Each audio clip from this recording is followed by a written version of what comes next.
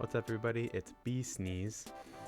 Today we are going to be talking about, since it is opening day in the baseball world, in the MLB world, I thought I'd talk about not MLB, but going to two Japanese baseball games and how that was, because it's very different. And everyone I've ever talked to who likes sports is always like, "Oh, how is it over there?" Because like the World Baseball Classic kind of a lot of the games were in the Tokyo Dome for one. So it was just kind of, and Japan won. So, people are kind of interested to see how it is over there compared to here. And it is definitely, it's obviously similar. It's baseball, but there are a lot of differences, and a lot of the differences come in the fans. And it's really cool. It was by far the coolest baseball experience I've had, other than going to Fenway and Wrigley and just being there. But it was such a cool experience.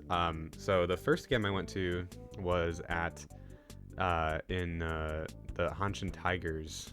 I went to see them host the Giants, and I actually saw the Giants in both games I went to. So that was kind of cool.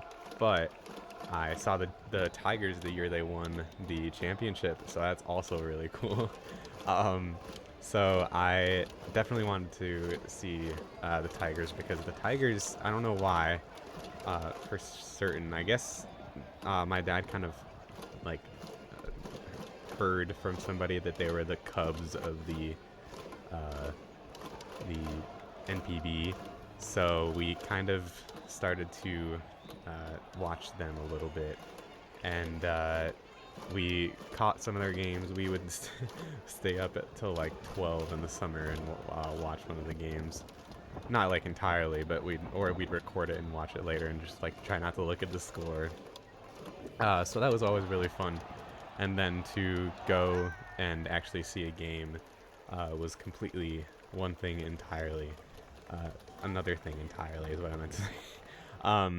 So what was really cool about it was the first game at the Hanshin Tigers Stadium. It's the oldest stadium in Japan. Not the oldest stadium, I'm sure, but the oldest baseball stadium in Japan. That's NPB, and they always host every year the high school tournament. I forget off the top of my head what it's called, but it's a big deal. And so it's a very historical place in terms of baseball in Japan, and it's a very unique field too. Lots of dirt, and not as much grass as usual. The infield is kind of unique, and the Tigers ended up winning that game, so it was really cool. But we were right next to the Giants fan section. So I'll throw up videos here, but literally the entire game, well, when they were batting, when the Giants were batting, it was just constant, like, it was crazy. And I kind of felt myself joining in their chant, because it was just so infectious and so cool to see, like this entire mass of people just so into it. It was really, really cool. But I was a Tigers fan for that day, so I was adopted, and I got one of the, I don't even know what it was. It was like a plastic thing, and I hit it, and what else did I do? I chanted. A lot of it, I don't remember the chants exactly, but it was a lot of like, player's name, hit the home run. That's not it at all. But it was just cool. Like, whenever they were up to the plate, it was the player's name they were cheering on the entire time. Or if there was a player on base, the chant would change up. Or if, it was super cool. So I remember very vividly the second one, when a player was on the second game I went to, when the player was on base, it was like da-na-na-na, da-na-na-na, da-na-na-na, da-na-na-na, da-na-na-na, da-na-na-na, and that was it the entire time someone was on base. and it was so sick because someone was playing on the horn the entire time, and they kind of like led the chant, and so I'll throw out more videos there. But the second game was my favorite because I bought a Japanese man a beer because his tap to pay wasn't working for the beer girl who was walking around. So I paid for him with my Suica card, and he was like, "Oh, thank you so much." And he with his very limited English, we talked, and I was like, "Oh yeah, I'm from Chicago," and he's like, "Oh, Chicago." So he like immediately I was adopted into this mass of fans. Like my dad came back from the bathroom, and I had like a Giants jersey on. I had like these snacks he gave me, and I was chanting with them. So I went to Japan as a Tigers fan, but and I saw the Giants play the Swallows, and the Swallows was who I really wanted to see because I'm a big Roki Sasaki fan, and Masa, man, third baseman, Munetaka. I'm a big fan of Munetaka. So he, Munetaka, what is his first name? I'm blanking. Oh my gosh. But they were, Munetaka hit a big double in the World Baseball Classic, to put them in the lead, if I'm not mistaken. And Roki Sasaki is like 21, and he's pitched like several perfect games, and he regularly hits like 100, 101. So he's a beast. So I really wanted to see the Swallows, but I guess they weren't doing that well this season, but I still wanted to see them. So it was cool to see the Giants and the Swallows, and kind of see them go head to head and be adopted into the Giants fan chant.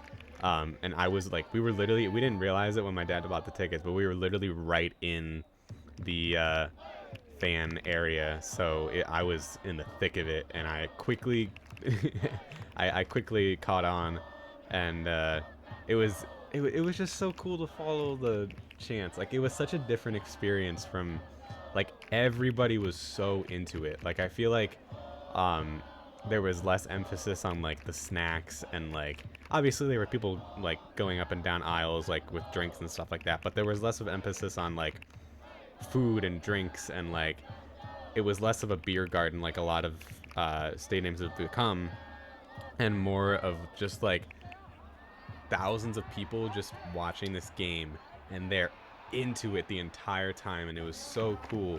Like, I never took my eyes off that game once because it was just so infectious. Like, I always get so annoyed when I go to MLB games because I feel like not everyone's into it, and the only time I've ever really felt even close to that is when I went to Fenway in Boston, when everyone was kind of into it. So it's just another thing entirely. So I would highly recommend, if you're at all a sports fan, you don't even have to be a baseball fan, but Japan takes their baseball extremely seriously, and if you can get to a baseball game over there, it's a little difficult.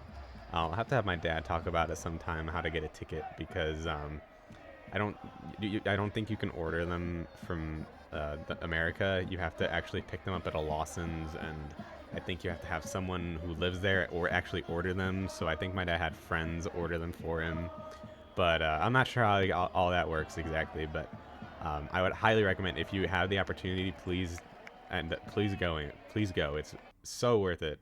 Or if not, go to that in August, the high school tournament, because that is insane. The only reason I know about it is because of Ace of Diamond, and that show is really fun. But I'm a big baseball fan, so it was really cool to see an entirely different country, like how, and baseball is like their football over here. Like, they take it really seriously. Like, I know like baseball is technically America's sport, but it's not the most popular sport anymore. Like, a lot of people I talk to, they don't watch baseball. So yeah, I would highly recommend if you were able to go. It's a little bit of a shorter episode this week, but I will throw in videos and stuff like that. So I've had to be completely real with you all, I've had a bit of a rough past few weeks, and it's been a little harder to make these videos. So I appreciate you guys checking in. This is not me like guilting you guys, but I'm gonna keep with it, and I am gonna keep with the weekly videos.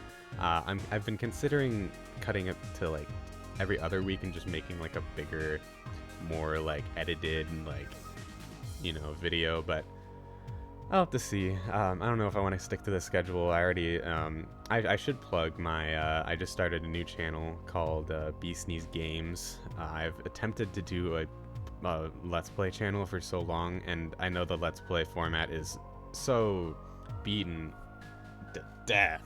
So I highly doubt anyone's gonna watch it, but I have started to play Animal Crossing for 30 minutes every day, and if you guys would like to see that, you are more than welcome to check that out. I will put the link in the description, and yeah, I'm very excited about that too. A lot of stuff has gone down. That's kind of a lie, but I have some cool villagers. We got Bob. So if you guys want to see Bob, if you guys want to see my fresh crib that I just got in the 2nd episode, be sure to check that out. And yeah, I might post some like clips and stuff like that on that channel eventually of like me and my friends, but I'm not gonna take it super seriously. My dream of being a Let's Play channel has kind of died, but this dream of being a travel channel, we're alive and well.